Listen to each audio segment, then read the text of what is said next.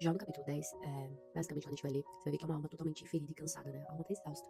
E ele não começa esse capítulo, principalmente, tentando fazer frases bonitas, jargões bonitos, tentando colocar um peso espiritual, ou tentando mascarar o peso que tem passado na vida dele de forma totalmente espiritual. Não, ele começa com um lamento mesmo, né? Ele fala, olha, minha alma tem tédio da minha vida.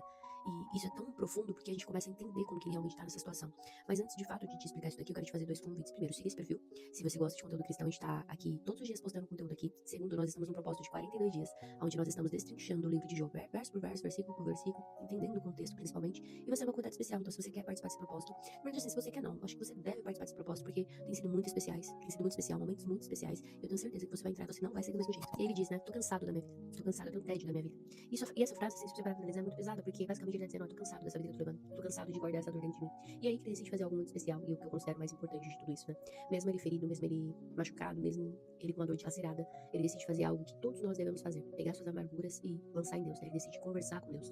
E você percebe que a dor não levou Jó pra longe do Senhor, pelo contrário, levou ele pra fazer uma oração, um coração totalmente quebrantado na presença dele. E ele fala, né, não me condenes, faz-me saber por que isso acontece comigo. Você entende que ele quer entender principalmente por que ele tá sendo acusado, levado no tribunal, e tá sendo acusado e condenado sem saber a acusação que tem sobre ele. Ele quer trazer clareza pra toda essa situação. E aí Jó ele faz uma pergunta muito profunda, né? Parece-te, bem que me oprimas, que rejeites a obra de tuas mãos?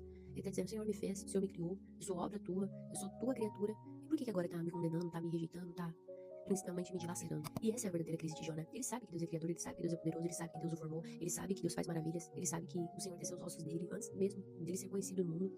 Só que agora ele quer entender como que um Deus maravilhoso, um Deus tão poderoso, fez absolutamente tudo e agora ele permite que isso aconteça, o que ele mesmo está fazendo, absolutamente todas as coisas. Então ele quer entender, essa é a crise teológica que está ocorrendo dentro de Jó. E isso tem me ensinado algo muito sério, porque a dor, ela pode distorcer a sua visão sobre Deus. Então, Deus ele é bom, mas se você olhar pela lógica da sua dor, ou pela lente da sua dor, ele vai parecer um Deus distante, um Deus irritado, um Deus carrasco, um Deus que está te punindo. Mas isso daí não significa verdadeiramente querer isso, e ele não é isso, a gente sabe que não.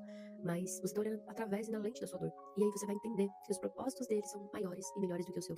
E grava isso que eu vou te falar, sentimento não é a verdade final das coisas. E no final do capítulo 10, né, Jó ele vem pedir um pouco de alívio, basicamente ele tá falando assim, Deus, me deixa respirar só um pouco. E talvez essa seja a oração de muitas pessoas aqui que estão assistindo esse vídeo, ou a sua oração. Deus, me deixa respirar um pouco. Tá tudo tão complicado, tá tudo tão dolorido, que eu não tô conseguindo nem respirar. Me deixa respirar um pouco, entender, processar toda essa dor, todo esse sofrimento que eu tô passando. E posso te falar, essa é a melhor escolha da sua vida. Deus ele não rejeita uma alma ferida. Jó ele tava com dor, mas ele ainda falava com Deus. Jó ele tava sofrendo, mas ele não cortou o relacionamento com Deus. Jó não entendia, mas ele ainda orava a Deus. Porque é em Cristo que nós encontramos a resposta para as nossas dores, os nossos devaneios e principalmente coisas que nós não entendemos. Jó se sentia destruído, mas Jesus ele foi esmagado por nós. Jó via a morte como escuridão, mas Jesus venceu a morte e nos trouxe luz. E Jó pediu alívio e Jesus nos ofereceu descansos. Vinde a mim, vós que estáis cansados, oprimidos e sobrecarregados, que eu vos aliviarei. E a maior lição que eu tiro de tudo isso é que um capítulo escuro não significa que é uma história sem Deus, muito pelo contrário. E nesses momentos você tem que escolher estar conectado à videira verdadeira, escolher entregar nele, confiar nele. Tudo, absolutamente tudo que você estiver passando.